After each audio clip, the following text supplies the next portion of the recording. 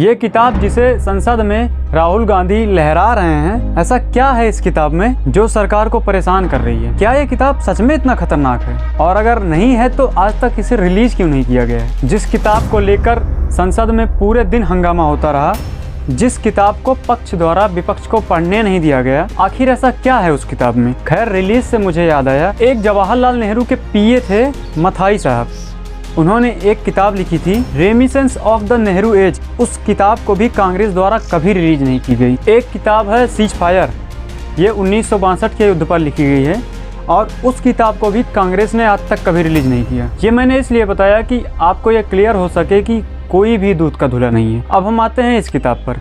इस किताब का नाम है और स्टार ऑफ डेस्टिनी, जिसे रिटायर्ड जनरल मुकुंद नरवणे ने लिखी है। एक सवाल आज देश के मन में घूम रहा है और ये सवाल इसलिए घूम रहा है क्योंकि 2 फरवरी 2026 को राहुल गांधी ने संसद में जनरल नरवणे की बुक का जिक्र किया। इसके बाद पूरा बवाल मच गया।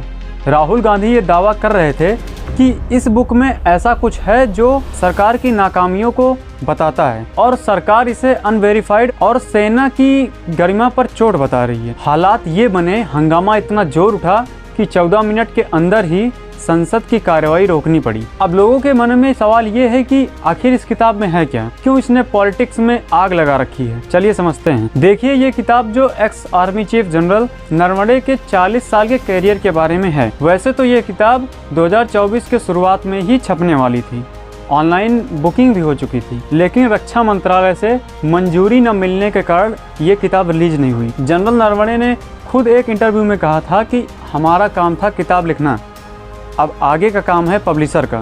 वो पब्लिश करेगा या नहीं करेगा, उस पर सरकार क्या करेगी, अब उसका काम है। किताब में सबसे विस्फोटक हिस्सा 2020 में लद्दाख में हुई घटना पर है। कुछ सूत्रों और कुछ लीक हुए पेज में ये दावा किया गया है कि 31 अगस्त 2020 की रात रिचंडला इलाके में चीनी सैनिक और टैंक भारतीय कैंपों के इतने पास आ गए थे कि दोनों सेनाओं के बीच फासला लगभग खत्म हो गया था। जनरल लिखते हैं कि उस वक्त हालात इतने खराब हो गए थे कि छोटी सी भी गलती एक भीषण युद्ध में बदल सकती थी। राहुल ने भी इसी हिस्से को लेकर सरकार की रणनीतिक स्पष्टता और चीन की नीति पर सवाल उठाए कि क्या मुसीबत के समय सेना को सरकार के साफ साफ आदेश मिले थे। किताब के जो हिस्से लीक हुए उसके मुताबिक जब चीनी टैंक रेचिन लो के तरफ बढ़ रहे थे तो जनरल ने रक्षा मंत्री राजनाथ सिंह को कॉल किया और पूछा कि आदेश क्या है। जनरल लिखते हैं कि राजनाथ सिंह ने उस फोन पर कहा कि जो आपको अच्छा लगे वही करिए। जनरल ने अपनी किताब में इस नाजुक पल को जिम्मेदारी से पल्ला झाड़ने को कहा। हालांकि सरकार के समर्थक का ये कहना है कि राजनाथ सिंह का ये कहने का मतलब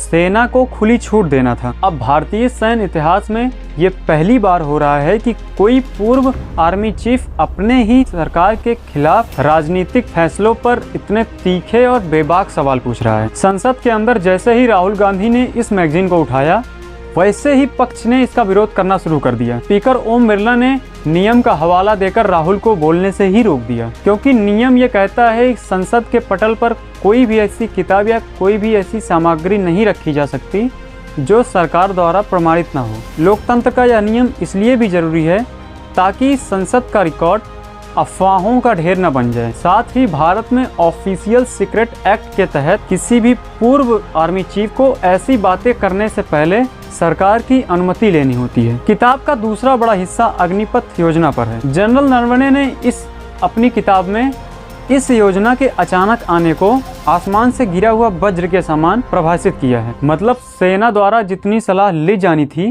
उतनी सलाह नहीं ली गई। और अगर ये बात सत्य है तो ये सरकार के उस दावे को खारिज करता है कि सेना द्वारा अनुमति के बाद ही ये योजना लागू की गई। यहाँ एक बड़ा सवाल उठता है कि अगर इस किताब में लिखी चीजें गलत हैं तो सरकार और सेना द्वारा अब तक उस पर डेफेमेशन का केस क्यों नहीं किया गया है? क्या सरकार की चुप्पी इस बात की गवाही देती है कि इसमें लिखी हुई बातें एक कड़वी सच्चाई है? आपको क्या लगता है, क्या ये बातें सत्य हैं? अपनी राय कमेंट जरूर करें और अगर चैनल पर नए हो तो चैनल को सब्सक्राइब जरूर करें। मिलते हैं अगले वीडियो में। धन्यवाद।